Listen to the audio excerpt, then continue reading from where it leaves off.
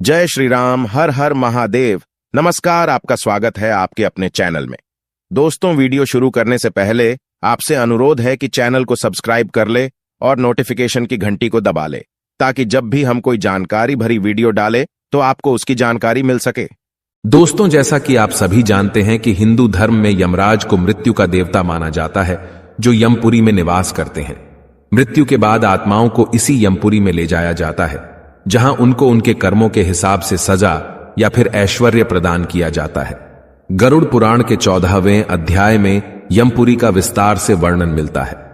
आज की इस वीडियो में हम आपको बताएंगे कि यमलोक कितना बड़ा है और देखने में कैसे दिखता है, इसे बनाया किसने है, यमराज की सभा कैसी होती है, जहां मृत आत्माओं को उनके कर्मों के हिसाब से सजाएं सुनाई जाती हैं। सभा में यमराज किसके साथ बैठते हैं और मनुष्यों को उस सभा में किन किन द्वारों से ले जाया जाता है।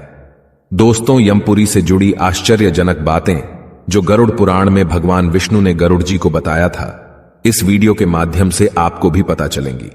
गरुड़ पुराण के अनुसार जब भगवान श्री विष्णु ने अपने वाहन पक्षीराज गरुड़ को जीवन और मृत्यु का संपूर्ण रहस्य बता दिया, तब गरुड़ ने उनसे पूछा कि हे स्वामी, आपके पवित्र वचनों से मैं जीवन और मृत्यु का रहस्य तो जान गया, परंतु कृपया कर मुझे यह भी विस्तार से बताएं कि यमराज की वह सभा कैसी है, जहां इंसानों और पृथ्वीलोक के अन्य प्राणियों की आत्माओं को मृत्यु के बाद लाया जाता है और फिर उनके कर्मों के आधार पर उन्हें सजाएं दी जाती हैं।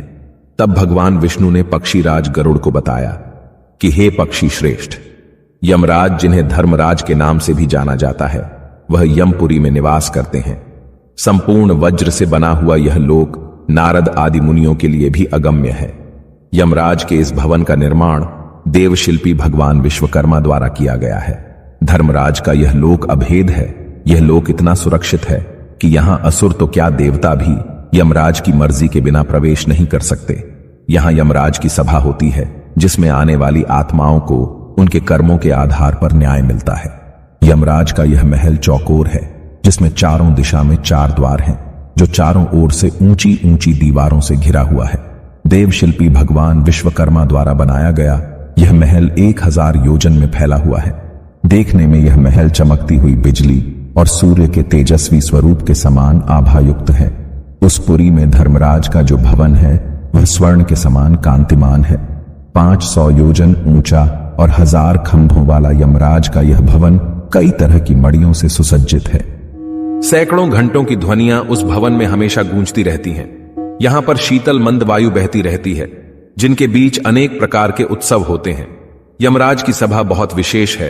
यह 100 योजन तक फैली है, इच्छा स्वरूप आकार बदल लेने वाली तथा देवलोक एवं मृत्युलोक के सभी रसों से परिपूर्ण है।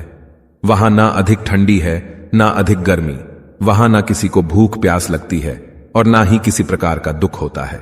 धर्मराज की सभा में धर्म की प्रवृत्ति होती है। न वहां पक्षपात होता है और ना ही वहां झूठ बोला जाता है। लेकिन पापी मनुष्य जो दक्षिण द्वार से यमपुरी में ले जाए जाते हैं, इस सभा को देख नहीं पाते, जबकि जो मनुष्य अन्य तीनों दिशाओं से यमपुरी में लाए जाते हैं, इस सभा को देख पाते हैं। यमराज की सेवा में लगे दूतों को यमदूत कहा जाता है। यमलोक के द्वारपाल को धर्मध्वज कहा जाता है। यहां महंड और काल पुरुष नाम के 2 प्रमुख रक्षक हैं। यमलोक में मृत आत्माओं के प्रवेश के लिए 4 द्वार बनाए गए हैं। मृत्यु के बाद आत्मा को यमदूत मृतक के कर्मों के अनुसार उचित द्वार से प्रवेश कराते हैं।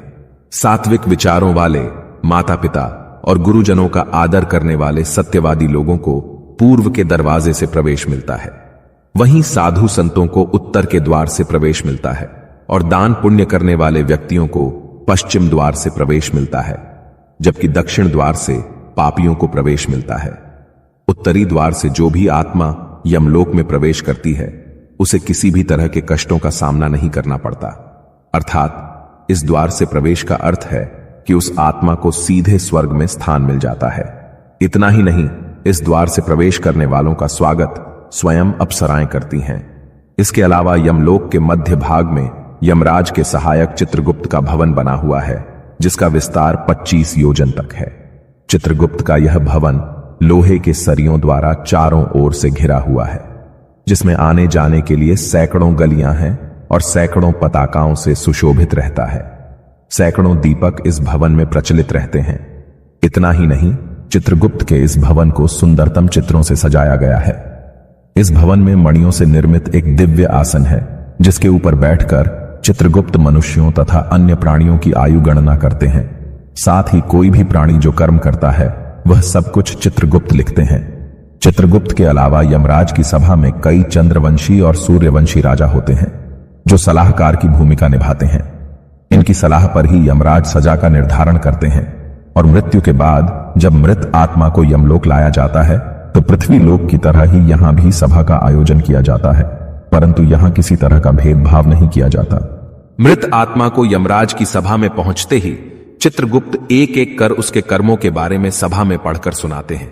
फिर यमराज अपनी सभी सभा सांसदों से मंत्रणा करने के बाद उस आत्मा के लिए दंड का निर्धारण करते हैं, जिसके बाद आत्मा को दंड भुगतने के लिए नर्क में भेज दिया जाता है।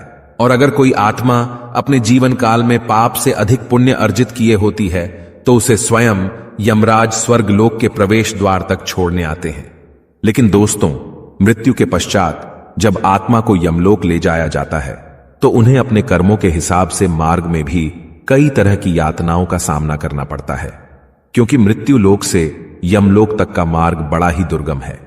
इस मार्ग में हमेशा अग्नि दहकती रहती है और जब कोई पापी आत्मा इस मार्ग से होकर गुजरती है तो उसका पांव जलने लगता है, जिसकी वजह से उसके पांव में छाले हो जाते हैं जो बड़ी ही पीड़ादायक होते हैं।